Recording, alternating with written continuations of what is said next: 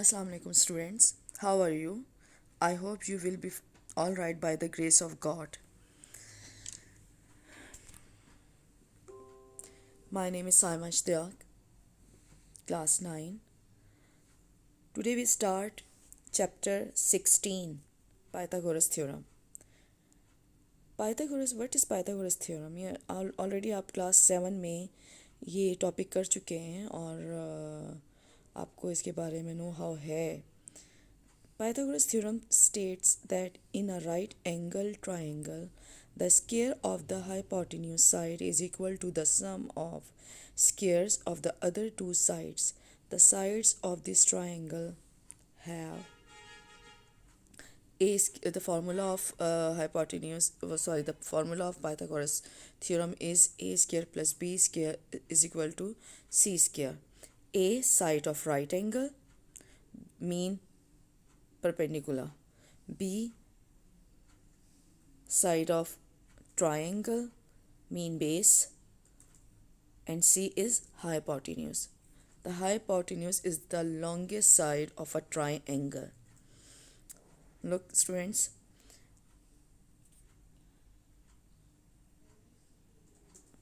it's a perpendicular side.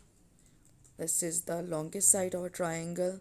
It's called hypotenuse and its base.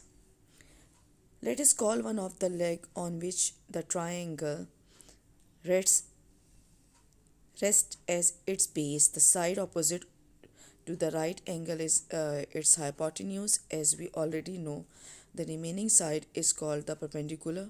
So mathematically we represent the Pythagoras theorem as hypotenuse square equal to perpendicular square plus base square, जो usually हम formula use करते हैं इसके लिए, a square plus b square is equal to c square और hypotenuse square is equal to perpendicular square plus b square. Okay. Now we start. First हम इसका introduction करते हैं थोड़ा सा. Pythagoras is a Greek philosopher and mathematician.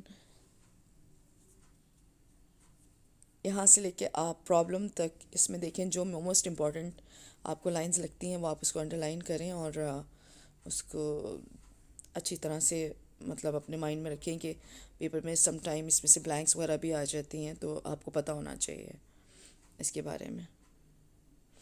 Okay जी. According to your smart syllabus, जो questions आपको उसमें गिवन है वो मैं आपको बता देती हूँ. Exercise 15 question number 1 part 1 and 4 include है. इसी तरह एक एक करके मैं आपको बताती जाऊँगी और उसको आप मार्क करते जाइएगा अपनी बुक में. Question number 1 is verify that the triangles having the following measures of sides are right angled. First one is A is equal to 5 centimeter.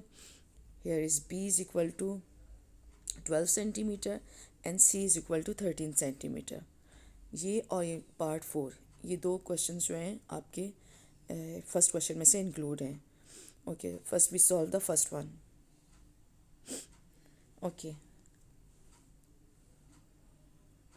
A is equal to 5 centimeter, B is equal to 12 centimeter and C is equal to 13 centimeter. Okay. By Pythagoras theorem, first we write the formula hypotenuse square is equal to base square plus perpendicular square. So आपको पता है the longest side of a triangle is always hypotenuse. अगर ये एक triangle है तो इसकी जो longest side है वो hypotenuse और longest side 13 है इसमें आपकी. इसको हम 5 कंसिडर कर लेते हैं बेस को और परपेंडिकुलर को 12. Now hypotenuse is equal to 13 centimeter square, base is equal to 5 centimeter square और perpendicular is equal to 12 centimeter square. 13 square is 169, 5 square is 25 and 12 square is 144. अब इन दोनों को 169 and here is 25 plus 144 is 169. Mean 169 centimeter square is equal to 169 centimeter square. Hypotenuse की जो value है वो base और perpendicular का जो सम है वो भी सेम है. Mean left hand side is equal to right hand side, hence the angle is right angled triangle. Prove हो गया. Now fourth part is A is equal to 16 centimeter, B is equal to 30 centimeter, and C is equal to 34 centimeter. Mean the longest side is 34. तो हम अपने hypotenuse की value 34 centimetre लिख लेते हैं, और जो है बेस है उसको 16 कंसिडर कर लेते हैं, और जो परपेंडिकुलर है वो 30 centimetre. Now the square of 34 is मतलब 1056 centimetre, 1156 centimetre square, and 16 square is 256 and 30 square is 900 centimetre. Mean अब हम इन दोनों को बेस और परपेंडिकुलर को ऐड करेंगे. The sum of base and perpendicular is 1156. Mean दोनों सेम हो गए. Mean left hand side is equal to right hand side, hence the triangle is a right angle triangle. The next one is question number 3. The three sides of a triangle are of measure 8, x and 17 respectively. For what value of x will it become base of the right angled triangle? Mean अब यहाँ पे दो values हमें given है और third one missing है. Mean a हम let's suppose कि a 8 है, b x और c 17 है.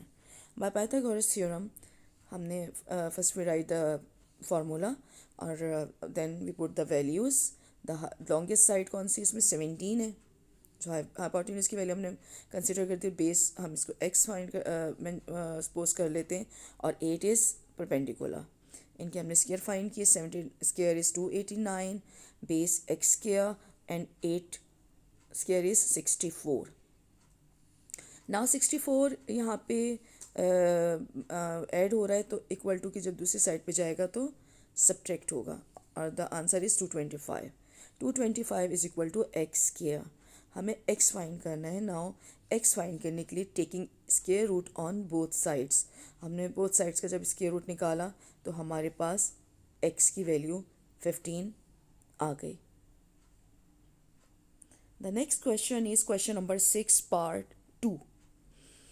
Find the value of x in the shown figure. ये फिगर आपके पास स्टूडेंट्स ए बी सी एक ट्राइंगल है और वो 2 इक्वल पार्ट्स में डिवाइडेड है, ए और डी.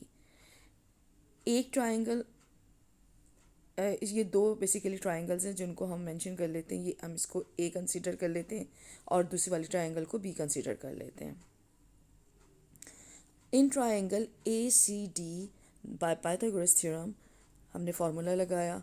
उसके बाद हमने देखा कि हमारे पास जो हमने ए उसको कंसीडर किया जिसकी दो वैल्यूज़ हमें पता थी.